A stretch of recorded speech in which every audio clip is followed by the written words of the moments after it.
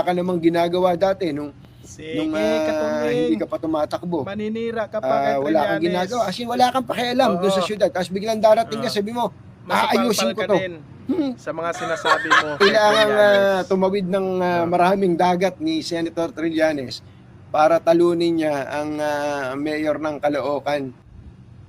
Ang tanong, Katunying, taga Caloocan ka ba? Hindi.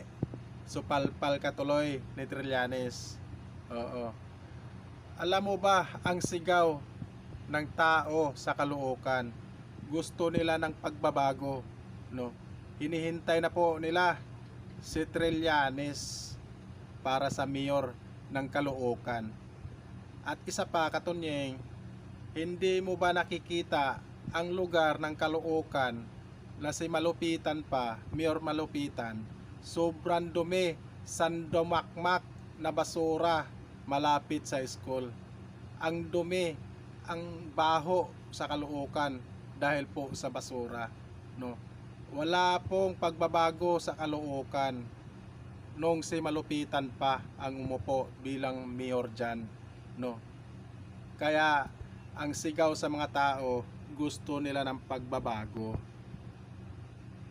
Oo. Talo na yan, no? Wala na yan, talo na yan si Malupitan. Oo. Wala nang buboto dyan sa Caloocan. Oo.